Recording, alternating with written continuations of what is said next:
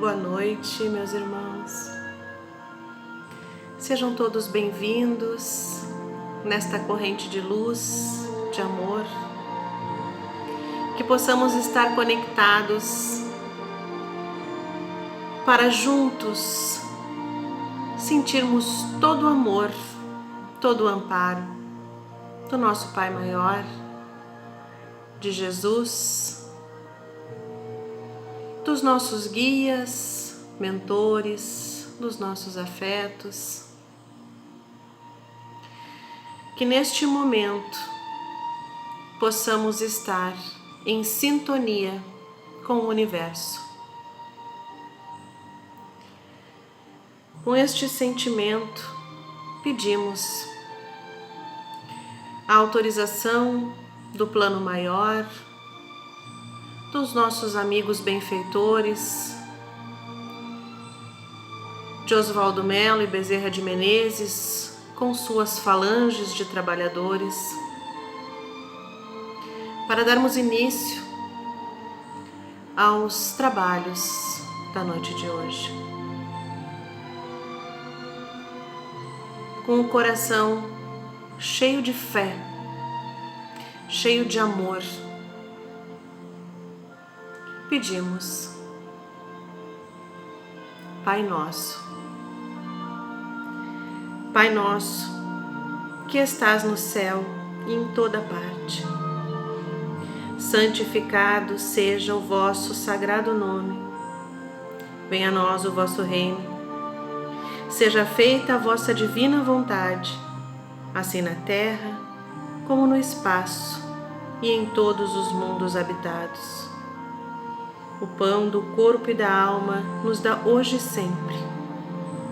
Perdoa, Pai, as nossas dívidas, assim como podemos sempre perdoar aos nossos devedores.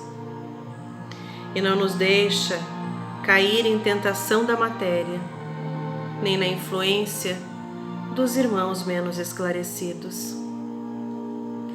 Mas envia-nos, Senhor, os vossos divinos mensageiros, para proteger, amparar e guiar, hoje e sempre, que assim seja.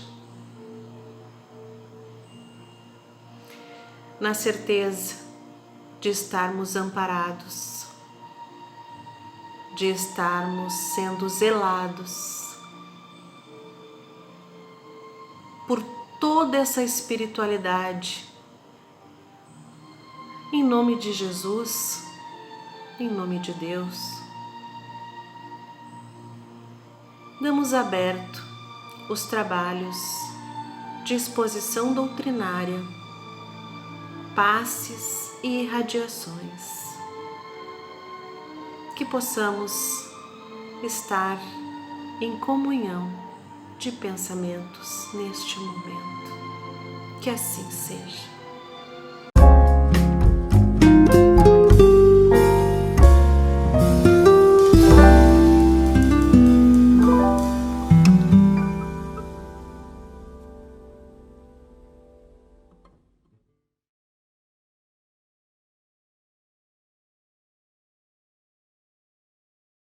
Mas nós estamos aqui com a responsabilidade de reflexionar em torno da proposta educacional do Espiritismo.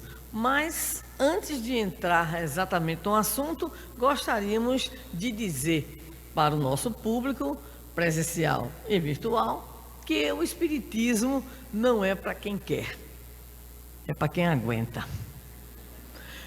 Por quê? Porque o Espiritismo não é salvacionista. Não adianta insistir. O nosso Jacobson estava aqui lembrando a questão do umbral. Ele é muito generoso. Eu diria que além do umbral tem o 2 brau, o 3 brau, né?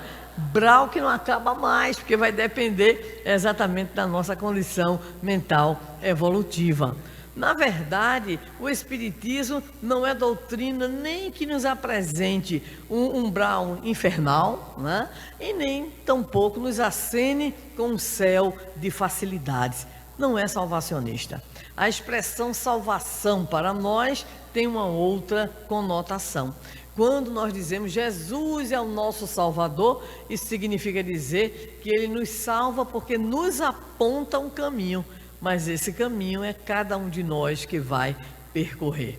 Quando nós vivenciamos a experiência no movimento espírita, no lar, e aí vem as preocupações com o umbral, eu costumo brincar, mas é verdade, dizendo que eu trabalho muito, né? Se Deus quiser, vou trabalhar muito ainda na família, na atividade profissional, embora já aposentada, mas em outras frentes de ação, e no movimento espírita, para escolher pelo menos em que setor do umbral eu vou, e qual é a enfermaria com a qual compartilharei com alguns queridos amigos, se Deus quiser. Mas vamos lá. Não sendo então salvacionista, a doutrina espírita é o que, Sandra? Por sinal, quero parabenizar vocês, conseguiram juntar duas Sandras, uma do Sul e outra do Nordeste. Uma só já dá trabalho, duas então, parabéns, Esther, porque você é corajosa. Vamos lá.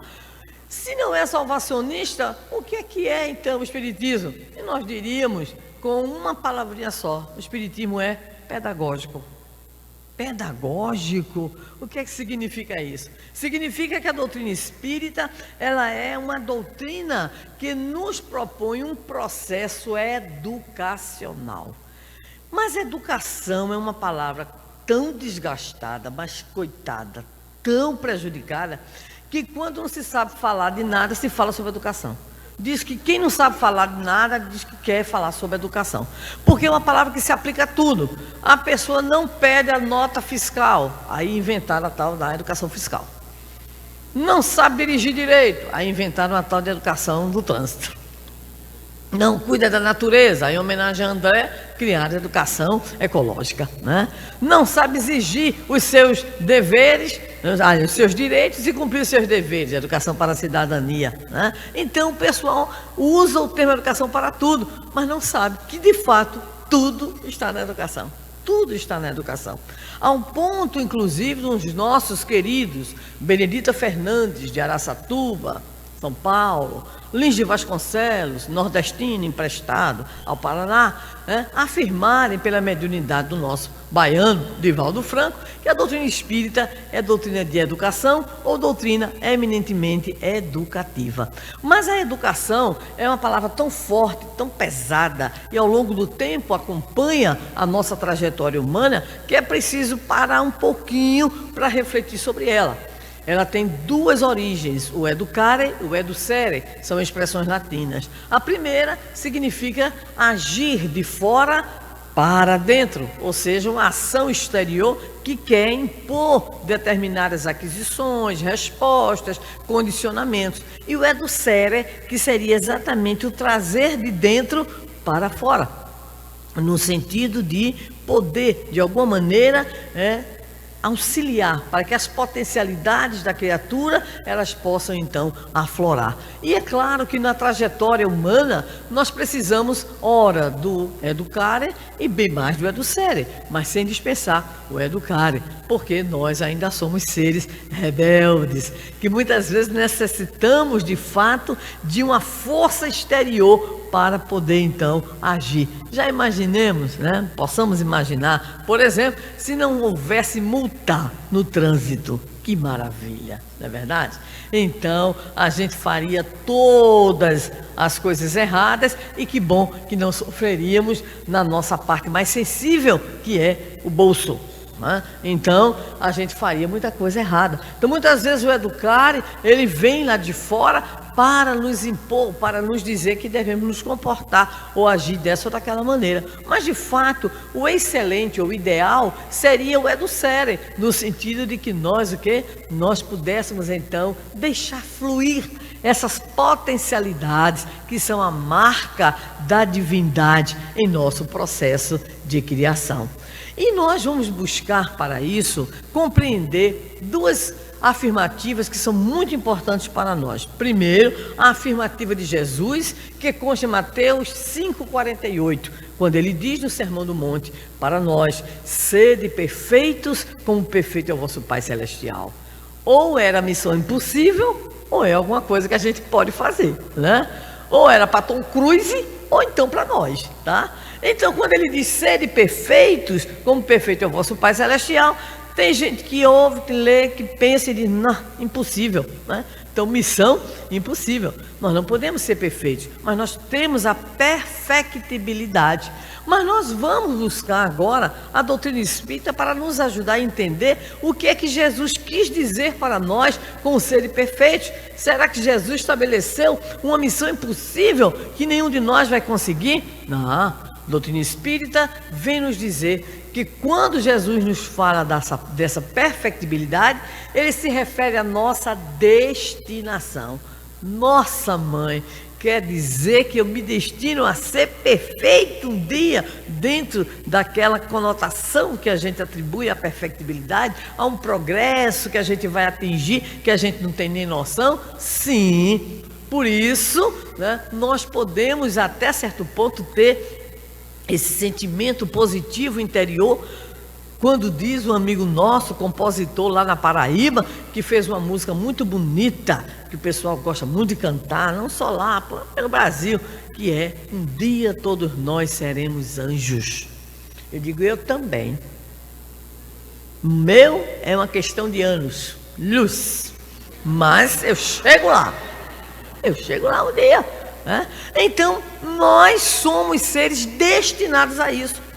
Quando nós vamos tratar da proposta educacional do Espiritismo, nós temos então que ter uma rápida visão da compreensão espírita, ou de uma mundividência, esse palavrão enorme, espírita, para a gente entender o que foi que Jesus nos disse e para entender a própria proposta da doutrina espírita. Vamos começar com a nossa história. Nós fomos criados simples e ignorantes. Oh, coisa linda, né? Simples e ignorantes. E o que é melhor? Todos. A doutrina espírita é uma democracia extraordinária, né? Então, todos fomos criados simples e ignorantes. Então, embora a gente ouça falar de anjos, eles só são produto do processo evolutivo. E quando ouvimos falar de demônios, eles são nossos irmãos e estão também no mesmo caminho evolutivo, porque são apenas estágios conquistados por esse espírito em seu trânsito, embora a destinação seja a angelitude. Nós estamos todos nessa grande caminhada, nessa peregrinação em busca dessa condição.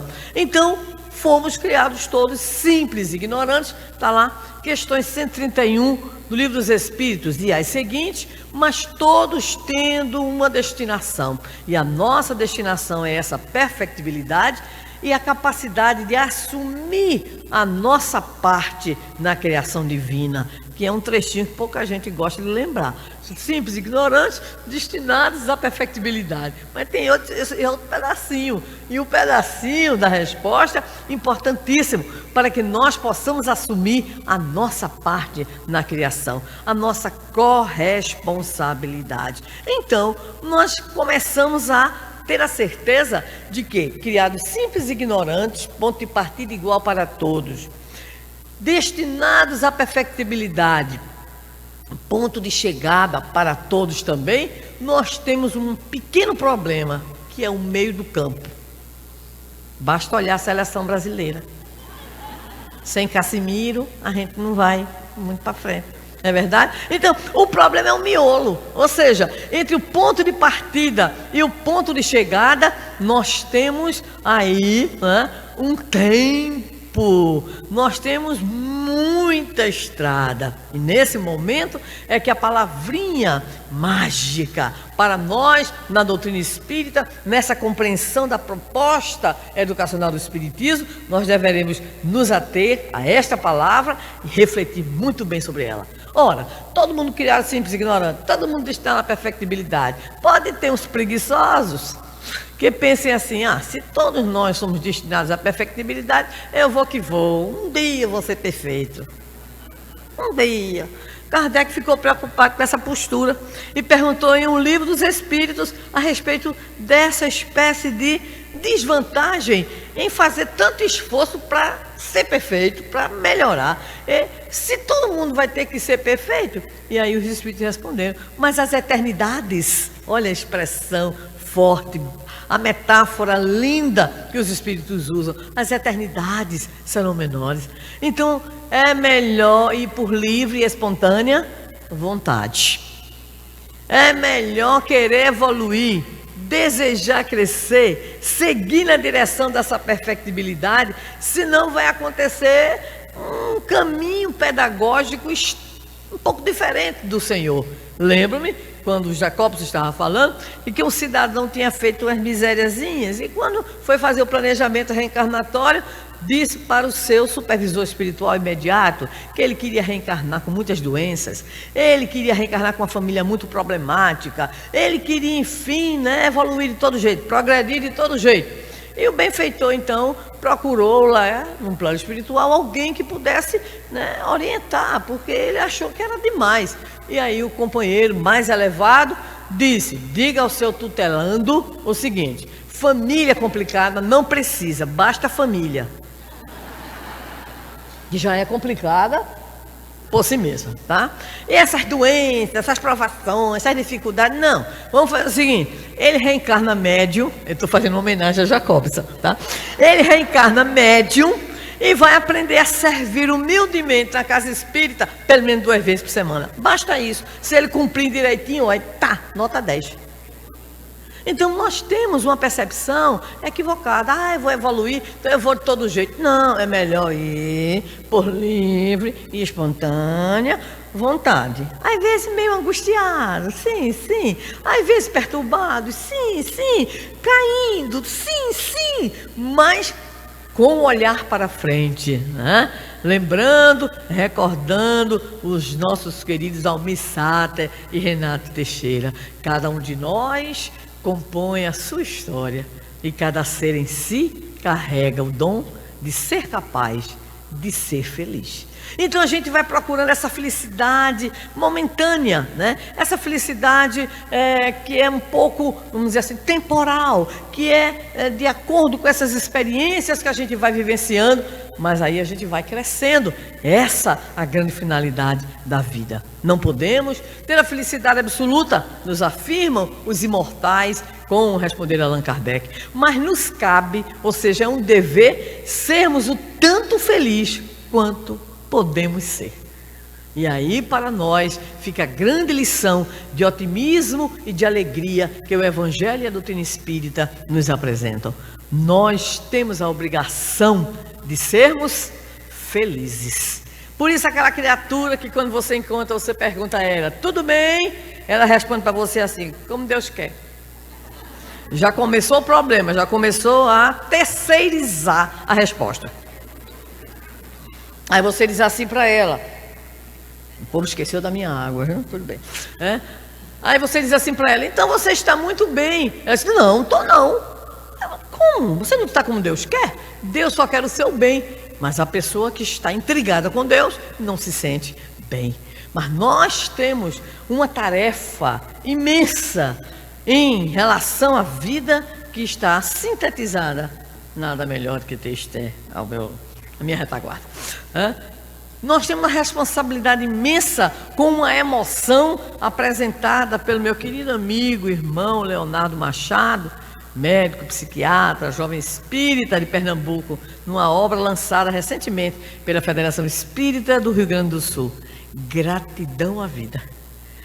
Gratidão é a emoção preventiva e é aquela que nos facultará a oportunidade de ser mais feliz.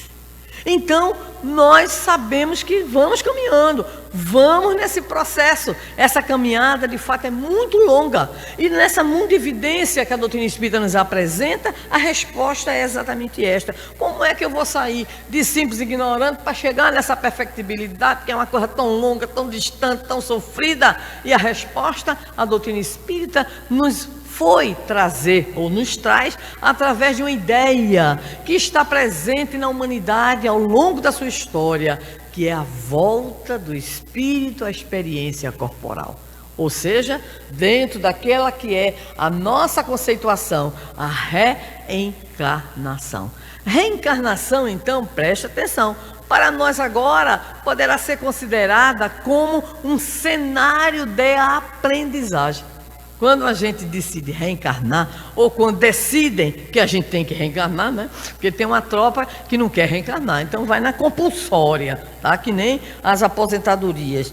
Isto é, não sei nem como é que está agora, mas vamos lá. Então, a gente reencarna por uma necessidade, então, evolutiva. Reencarnar, a volta do espírito a um novo corpo, numa nova experiência pedagógica. Porque a reencarnação é um mecanismo da pedagogia divina. E quando a gente reencarna, a gente está então vivenciando um cenário de aprendizagem. E nesse cenário, quem aqui, obviamente, lembra dos seus processos educacionais, formais, nas instituições de ensino, sabe perfeitamente que nós temos uma certa obrigatoriedade na educação infantil, no ensino fundamental, ensino médio, ensino superior, né? E que participou já de situações de experiências de aprendizagem na educação superior. Lembra que a gente tem, não sei qual é a nomenclatura aqui, mas lá na nossa cidade, na nossa experiência, é o chamado PID, Plano, né, de Inscrição em Disciplinas. Então, cada um agora que se sustente, né? Mas o que é que acontece? Cada um de nós tem um PID. E o que é isso? Está lá no seu histórico escolar. Eu chamo, né, batizei, né, cadê minha amiga que disse Bai Sandra? Bai Sandra, eu criei uma expressão que se chama currículo reencarnatório espiritualis. E o que é isso? Quem é você? Aí quando os espíritos lá responsáveis pela nossa reencarnação olham o nosso currículo reencarnatório espiritualis, está precisando melhorar a paciência, está precisando melhorar a resignação, tem necessidade de superar a preguiça e pronto. Ou seja, quando a gente reencarna, o cenário onde a gente está, família, profissão, grupos sociais, militância religiosa ou em outras áreas, tudo isso tem a ver com o nosso PID. A gente pediu. Senhor, estou precisando melhorar nisso. Nem precisava pedir, que ele já sabia. Então a gente já reencarna. E a gente vai agora, em homenagem aos artistas, a gente vai compor a história da gente. Ou seja, a gente vai definindo um script. Gostou? Na nossa vida. Reencarnação 1, 10, 100, 1000. E a gente vai fazendo o script, tá? E a gente, a cada experiência reencarnatória, a gente vai principalmente, presta atenção, construindo duas coisas que são fundamentais no nosso processo para atingir aquela perfectibilidade. Primeiro, a grande base que se chama a experiência. A doutrina espírita é uma doutrina experiencial. Nós vivemos a experiência, por isso a última narrativa do nosso Jacobson em relação àquele espírito que o Chico foi cumprimentar. Ele quis ter a experiência. Então, nós vivenciamos as experiências no mundo, na vida, no contato com o outro, no contato com as sociedades, no contato com as culturas, no contato com a natureza. Isso vai nos possibilitar, então, a grande base que é o conhecimento. Experiência aponta para o conhecimento. A doutrina espírita, pois, ela é epistemológica nesse sentido. O que nós vivenciamos, o que nós descobrimos, o que nós estudamos, o que nós refletimos, tudo isso é acervo de conhecimento. Isso vai servir para quê? Para nos propiciar a condição de escolher da melhor maneira possível. O que significa então dizer, conhecimento, experiência nos leva ao conhecimento, conhecimento nos leva ao livre-arbítrio. Olha a trilogia aí. Experiência, conhecimento, livre-arbítrio. E é somente quando nós exercitamos o nosso livre-arbítrio que nós de fato podemos dizer, estamos sendo senhores do nosso processo evolutivo. Então essa história de responder, como é que você vai? Onde Deus quer? Que história? Você está como você escolheu estar. Você está de conformidade com as suas escolhas. Então Deus quer sempre o nosso bem. Deus quer sempre o nosso melhor. Nós é que precisamos fazer o quê? O caminho para Deus. Este caminho para Deus é que é fundamental. Então, a trajetória desse espírito em relação ao seu processo de perfectibilidade se dá pelas experiências reencarnatórias, pelos scripts que ele vai forjando ao longo dessas experiências, em que o conhecimento auxilia cada um no uso do seu livre-arbítrio. Muito bem. Então esse é o cenário. Ok. Aí alguém está pensando, porque eu não sou médium ostensiva, mas eu já percebo o que foi que alguém já pensou. Muito bem. E aí a gente reencarnou, só que a gente esqueceu de tudo. E agora? Como fica? Eu esqueci que eu pedi a inscrição de disciplina paciência. Eu esqueci que eu pedi inscrição na disciplina resignação, né? A gente sempre tem esses problemas de memória, é tudo Alzheimer, né? Vamos lá. Então, qual é a questão que a doutrina espírita vai nos ensinar? Vai retomar o velho conceito platônico de aprender a recordar. O que é que significa isso? É que nós reencarnamos, tudo bem, fizemos o nosso plano de inscrição em disciplina, tá bem, mas ele não veio com a gente. Quando a gente reencarnou, ele não veio com a gente. Aí agora, como é que fica? Não veio, né? Não veio, não chegou por mensagem do WhatsApp, não está no nosso Instagram, não está nada. Como é que eu vou saber o que foi que eu pedi? Ou, mesmo que eu não tenha pedido, o que foi que me foi determinado enquanto disciplina obrigatória cumprir aqui na Terra? Vamos lá. A doutrina espírita nos ajuda a entender. Primeiro, olhe-se no espelho e você verá quem é você. Os outros poderão ter uma visão, mas você sabe a alma penada que você é. Acho tão lindo, os nossos irmãos espíritas são muito fraternos, né? Aí eu disse para Esté, minha filha, eu estou entrando no avião, se Deus quiser, não vai ter problema nenhum. Ela respondeu para mim assim, não, com o espírito superior não tem problema nenhum. Tá bom, quando eu desci em Guarulhos, eu disse para ela, pulei mais de 1 hora lá no céu, de tanta turbulência, olha a superioridade espiritual. E ainda mandei uma mensagem para um amigo meu, que é engenheiro, né, de aviação, e perguntei assim, turbulência derruba Boeing? Ele perguntou, por que você quer saber? Eu digo, eu quero saber se eu durmo ou se eu oro. Ele disse, pode dormir, que não derruba não. Tá bom, então eu vou dormir, né? Muito bem. Então o que é que acontece? Nós dizemos assim, mas eu não me lembro. Eu não me lembro, mas eu vou estabelecer aquilo que para mim é um processo já importantíssimo, conforme o Livro dos Espíritos nos informa, que é a chavezinha do progresso individual, chamada de autoconhecimento. Ninguém pode me conhecer, mas eu me conheço. Eu sei quem eu sou. Os outros podem dizer assim, espírito bom, e você diz, quem não conhece, compra. Lá no Nordeste, a gente usa essa expressão, tá? Que maravilha. Ah, uma pessoa tão boa. Eu acho muito interessante. Eu não sou noveleira, mas tem, às vezes, a oportunidade de ver. Tem uma personagem, uma dessas novelas aí, eu acho que é da novela antes da última, sei lá, em que a mulher diz assim, eu sou uma pessoa boa, mas eu morro de rir porque ela faz cada presepada, ela inclusive é desonesta, mas ela tem a autoimagem de que ela é uma pessoa boa. Faz presepada em cima de presepada e diz, você sabe, né? Ela diz para a secretária dela, eu sou uma pessoa boa. Então você pode ter qualquer ideia a respeito de você mesmo. Você pode dizer, mas você tem uma realidade que não tem como você o quê? Como você escapar dela. Então nós trazemos a chamada bagagem, daquele script que a gente está fazendo ao longo das reencarnações. Esse script aparece na nossa reencarnação com os nomes de aspirações, interesses, tendências inatas, temperamento, meu Deus do céu, inclinações de caráter.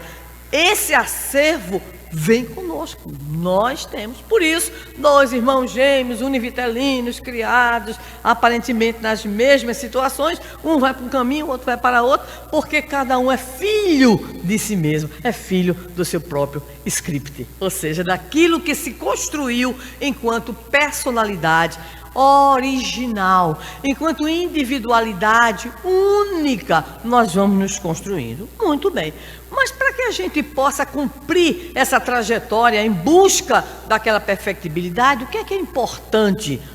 O que será destacado pelo Espiritismo? O Espiritismo destacará, conforme o nosso codificador e conforme a própria declaração dos Espíritos que estão presentes na codificação, há uma necessidade de que esse processo que se dá em nós, de avanço, de vivências reencarnatórias, que isso possa nos conduzir ao grande objetivo, a tal perfectibilidade que Jesus nos fala. E na doutrina espírita, parte 3ª do Livro dos Espíritos, lei do progresso. Ou seja, a gente tem que progredir.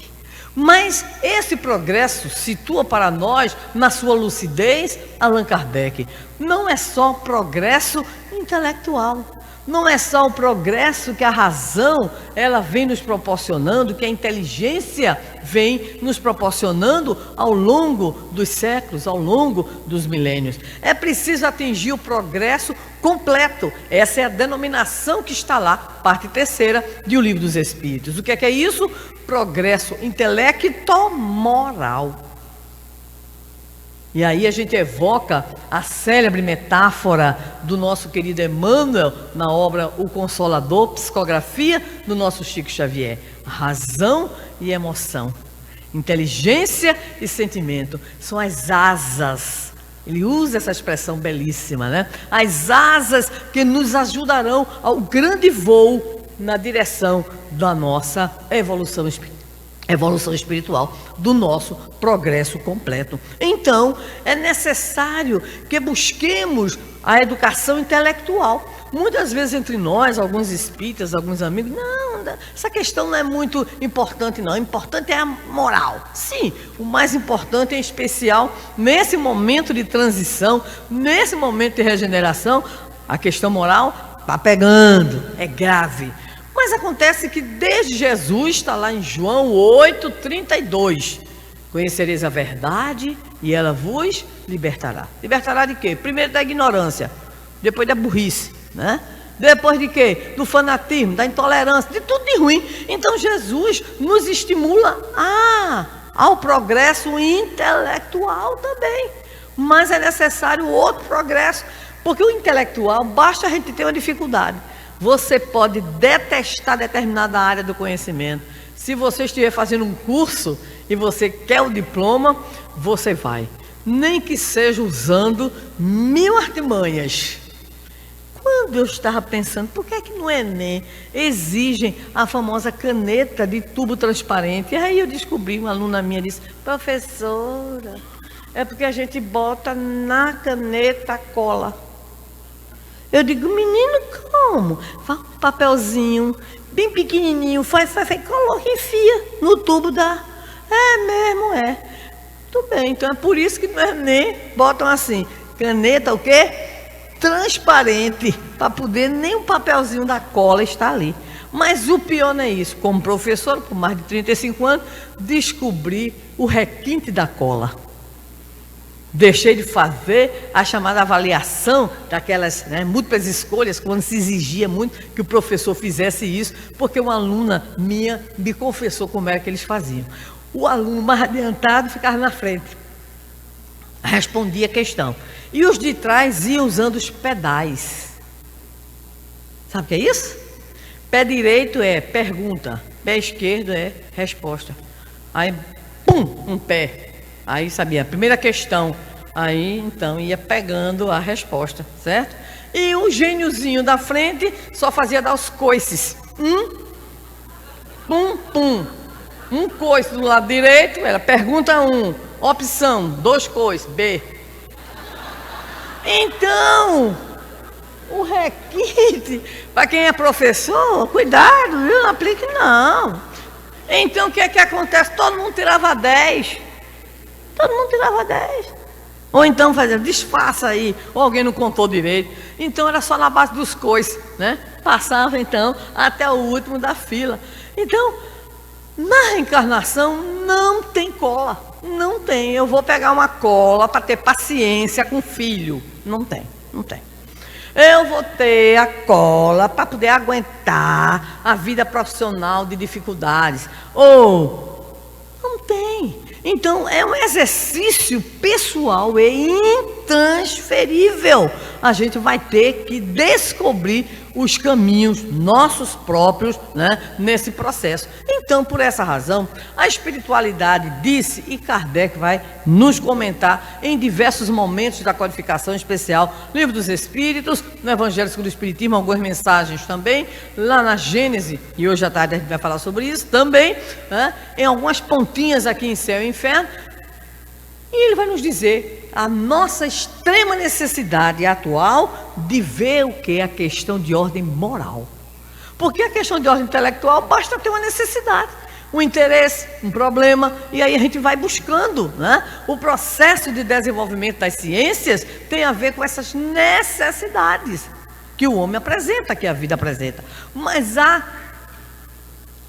o desenvolvimento moral, o progresso moral é difícil. É difícil até para os espíritas, que um de nós diz assim, essa eu vou deixar para outra encarnação. Eu tenho um amigo que é ótimo, ele diz assim para mim, Sandra, eu não aguento essa tal de reforma íntima que falam tanto no espiritismo, eu não aguento. Eu disse, por quê? Criatura, eu só consigo fazer no máximo um reboco. Ou então um reparozinho besta. Eu digo, criatura divina, faz o seguinte, faz o projeto da reforma e vai fazendo por partes, para a gente não se enganar. Então o processo de reforma íntima, de que tanto se fala na doutrina espírita, nada mais é do que a sua proposta de educação moral. Mas Allan Kardec vai nos ajudar de uma maneira extraordinária. Primeiro, ele vai nos dizer que essa educação ela é possível nesse processo reencarnatório desde a infância. Quem é evangelizador aqui conhece já de longa estrada. Questão 383 do Livro dos Espíritos. Qual para o espírito a utilidade de passar pelo estado de infância? E aí a espiritualidade vai nos dizer que nesse período esse espírito é mais acessível às impressões que recebe, daí a grave responsabilidade dos pais e dos educadores. Então Deus não nos deu uma missão impossível. A gente reencarna, a gente traz, né, na forma de aspirações, interesses, tendência, temperamento, mas Ele também dá para nós a plasticidade do período infanto-juvenil, muito mais presente na infância, porque Kardec se antecipou em muitos e muitos anos às chamadas discussões em torno da problemática da adolescência, quando vai na questão 385 indagar sobre a mudança de comportamento da infância para a adolescência. Não nos compete aqui, mas é só, né, para quem desejar aprofundar a leitura. Então nós temos já desde cedo essa possibilidade de uma educação moral que vai nos auxiliar desde pequenos ao quê? Primeiro, né, encontrarmos nas figuras dos pais, dos educadores, dos evangelizadores, se Deus quiser, né, criaturas que vão nos orientar, criaturas que vão nos auxiliar. E a grande questão que também Kardec nos apresentará, superando as velhas visões patriarcalistas do passado, é de que a maternidade e a paternidade, olha, em 1857, são o quê? Missões. E que compete aos pais a grande tarefa de o quê? De orientar os seus filhos desde cedo no caminho do bem. Mas na obra O Evangelho segundo o Espiritismo, no seu capítulo 14, nós temos uma mensagem nas Instruções dos Espíritos, é a única mensagem, porque ela é longa, assinada pelo Espírito Santo Agostinho, intitulada A Ingratidão dos Filhos e os Laços de Família. Então, lá dentro dessa mensagem, muita coisa linda, né? Mas a primeira orientação muito importante que nós devemos registrar: Compete aos pais observarem desde cedo os seus filhos, os seus comportamentos. Lá no Nordeste, a gente diz que pai, mãe e geralmente avó, que é o meu caso, né, mais triste ainda, sofre de uma doença chamada abestalhamento. O que é isso? A gente olha essas coisas lindas que Deus, né, manda pra gente, os filhos, e a gente se abestalha. O menino é uma praga. Aí, os mais velhos, o pai diz assim, mas é danado, viu? Esse é cabra macho mesmo. Vai ver a desgraça. Levanta a ponta do velho, tu vai ver a confusão. A menina não fala, mia, mamãe. Mas ela é dengosa demais, vai ver. Ainda bem que a gente não tem, né, o currículo, a ficha corrida, né, para poder saber quem é. Então nos diz Santo Agostinho, cabe aos pais desde cedo o quê? Observar. Cuidado do abestalhamento. Observar o quê? Nos diz ele, os instintos maus que a criança traz. E traz por quê? Porque é um espírito milenar. Então ele traz, né? Ali na forma de tendência. Lembro-me de minha cunhada, evangelizadora, já desencarnada, uma pessoa maravilhosa, e no auge, assim, do encantamento com a evangelização, bem novinha, aí apresentou um trabalho lá, uma aula lá sobre amor aos animais, viu, Daniel? Homenagem a você. Aí fez aquela coisa maravilhosa e tudo. Quando acabou a evangelização, ela disse para meu esposo, né, irmão dela, ai, olha, foi maravilhosa a aula, eu estou, assim, emocionado. Aí quando saíram, tinha lá na casa espírita um esgotozinho ali, os meninos estavam estrangulando um sapo. Aí ela olhou para ele e disse, meu Deus, eu não vou mais evangelizar. Acabei de dar aula sobre amor aos animais. Pois é, o amor foi assim meio estranho, né? Um estranhamento de amorosidade, né? Foi para poder o sapo partir logo para o plano espiritual sapal, né? Então, é preciso saber que a educação moral, ela não tem frutos, o quê? Imediatos. Mas a gente tem que observar. E nos diz então Santo Agostinho, observe bem direitinho, né? Porque o Senhor vai lhe perguntar. Toda a vida que eu leio essa pergunta, eu estremeço. Que fizestes do filho que vos confiei? Ai, meu Deus. Então, o que é que vai acontecer? A gente vai identificar as más tendências, as más inclinações para trabalhar, para reprimir e para incentivar aquilo que é o quê? Que é bom, aquilo que é da inclinação positiva, porque a gente também tem que acabar com a história de que a gente é só espírito ruim reencarnado. Não, a gente tem muita coisa boa também, né? Então tem umas peças raras que reencarnam perto de nós, a gente olha assim, vê os defeitos, mas também vê as qualidades. Eu tenho uma peça rara lá, por acaso reencarnou como minha neta, né? Que é o pé da besta. Diria minha mãe lá no seu vocabulário pernambucano, só tem de gente o oi de cachorro. Entendeu, né? Só tem de gente o oi de cachorro, não é gente. Então é danada demais. Mas é o pé da besta, né? Tá me fazendo evoluir muito. Mas aí eu descobri que ela gosta de distribuir, de dar. Então um dia olhou para mim e disse assim, eu vou juntar todas as minhas bonecas que eu não uso e vou dar. Maravilha, vamos lá minha filha. Aí foi pegar as bonecas que quem? As tias dão, a avó dá quase nada, mas as tias dão. Aí a primeira boneca que ela pegou, uma Elsa importada, que uma amiga minha dos Estados Unidos mandou para ela. Eu olhei para a Elsa, linda. A Elsa fazia de tudo, eu só fiz me lembrar. Você quer brincar na neve? Eu olhei para ela e disse, você vai dar essa ela? Ela disse, vou porque eu não brinco com ela não. Ai meu Deus, ela vai dar Elsa. E ela juntou as bonecas, era Elsa, era Barbie, né? Era Mami, né? Era Baby Alive. Meu Deus do céu. Ela vai dar tudo. Ela juntou não sei quanto. Passou com uma semana, uma senhora que sempre passa lá em casa. A minha casa é credenciada, eu moro em casa, então todos os pedintes do bairro passam na minha casa, na minha porta, né? E aí passou uma senhora com 3 meninas, que eu já conhecia. E eu disse, olha, disse para minha neta: olha, as meninas ali, ó, tu vai dar boneca. Qual foi a primeira boneca que ela pegou? Elsa. Aí eu descobri que eu precisava me evangelizar. Que eu dizia assim para mim: mas meu Deus, logo Elsa. Nossa, ainda perguntei assim: você não vai dar outra? Não, vovó, eu vou dar essa. Aí eu disse para mim: se evangeliza, Sandra, coopera com Jesus, né? E aí então chamei a menina, ela entregou a boneca à menina. A menina quase que surta, obviamente, né? A menina quase que surta, e eu já estava surtada, obviamente, né? E então ela deu, e eu percebi quando ela disse: você vai entregar a outra menina? Não, vovó, entregue você. Aí eu fiquei achando estranho, quando eu olhei para ela, percebi a palpitação do coração. Aí eu disse: o que foi que houve? Ela disse: ai, vovó, aí o coração, o que foi, minha filha? Vovó, é tão bom a gente dar. E eu descobri, né, que aquela peça rara é generosa. A generosidade é uma característica dela. É extremamente generosa. Então é isso que o Santo Agostinho diz para nós.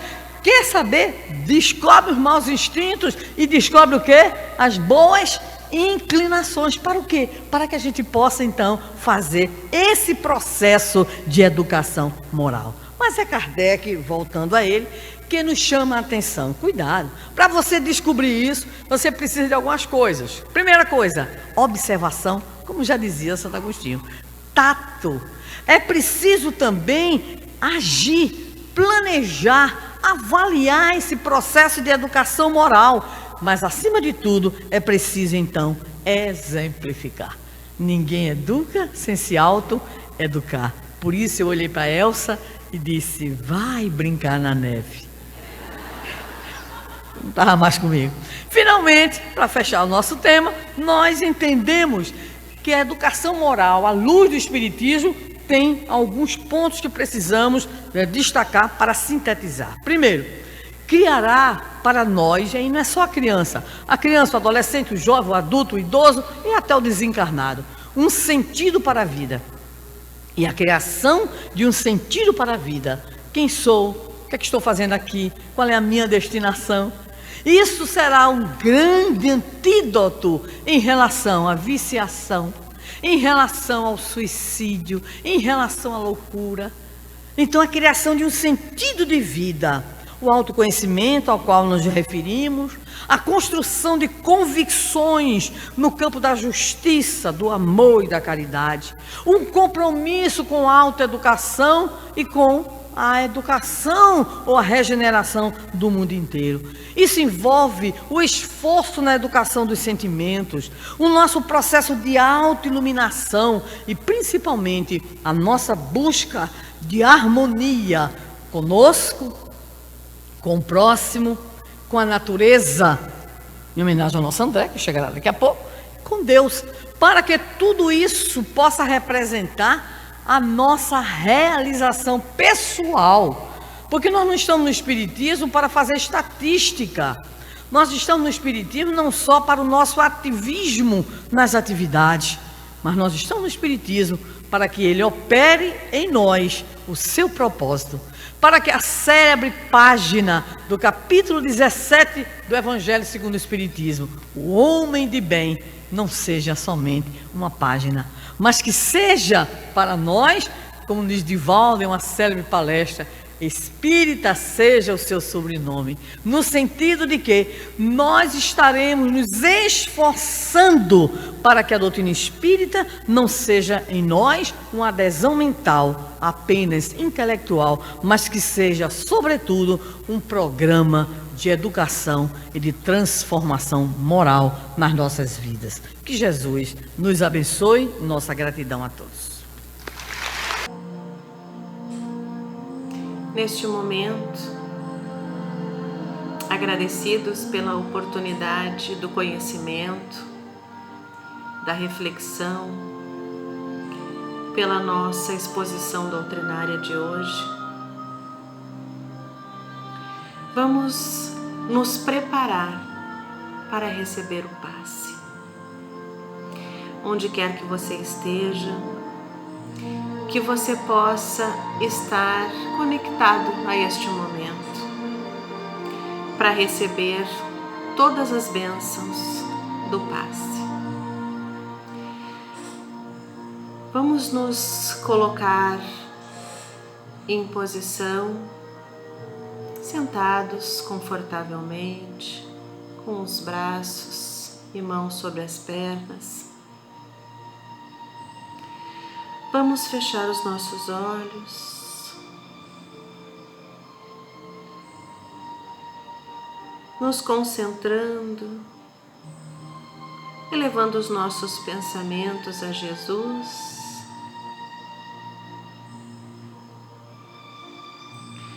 Não vamos pensar em nada, vamos estar abertos, disponíveis para receber todos esses bálsamos, que possamos sentir todas as energias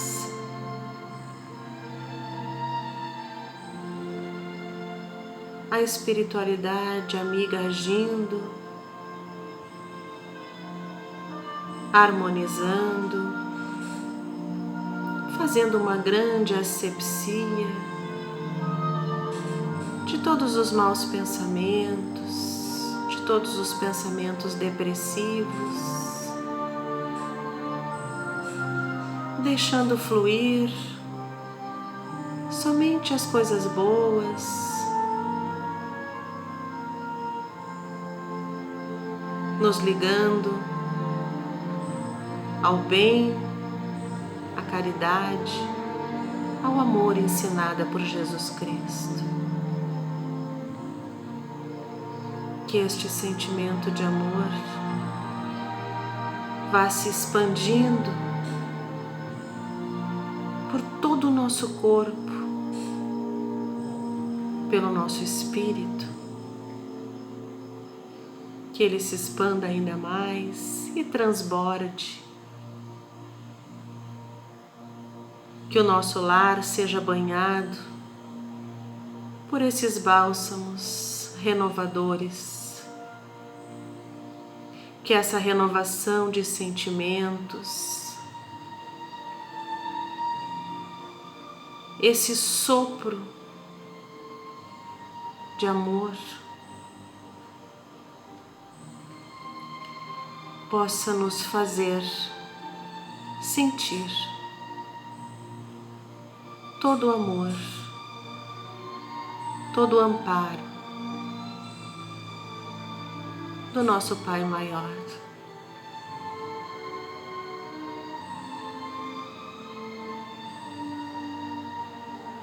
Deixando fluir toda a energia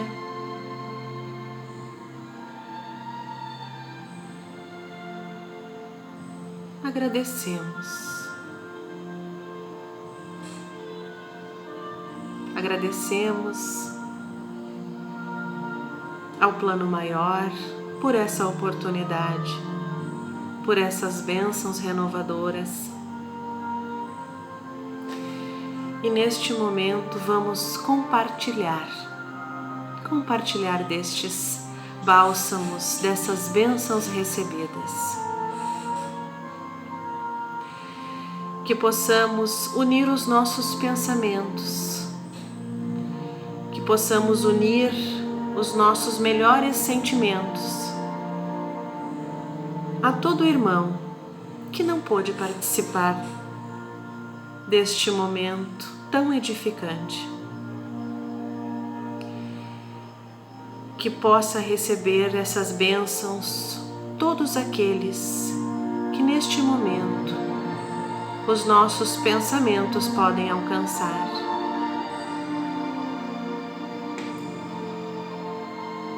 E rogamos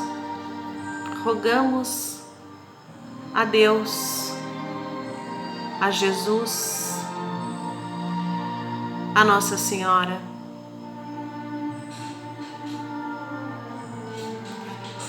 Deus Pai misericordioso, Senhor possa acalentar num sopro de esperança a todo aquele que sofre as dores da carne, as dores da alma. Sintam, Pai, a Tua presença. A todos os irmãos que sentem fome, que sentem frio, a todo irmão desamparado, Pai, a Tua misericórdia, a Tua força e o Teu amor penetrem em cada um. Aos irmãos que se perderam na caminhada da vida, nas drogas, no crime, que possam sentir também a Tua presença, Pai. Que eles possam enxergar o caminho do bem, do amor e da verdade.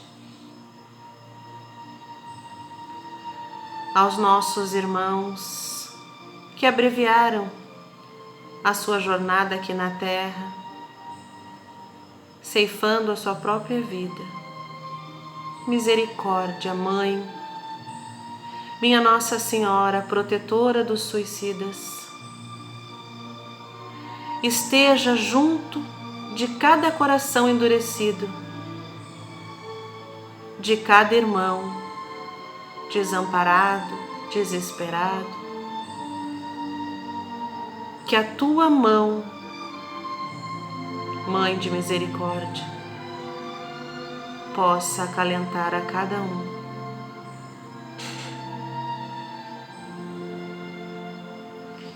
Que possamos ser melhores amanhã do que fomos hoje. Que possamos aprender todos os dias com as nossas dores, com os nossos erros.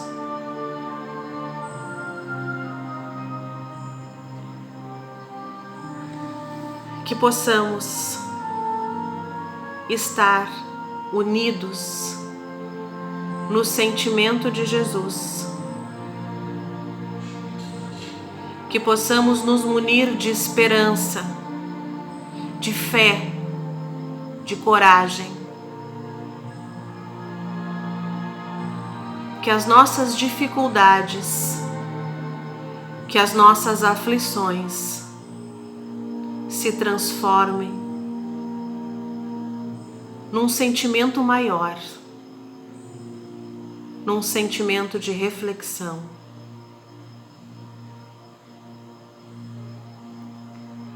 Muito obrigado, meus irmãos. Que possamos ser melhores a cada minuto, hoje e sempre. Que assim seja. Tenhamos todos uma excelente noite e uma semana cheia de boas energias.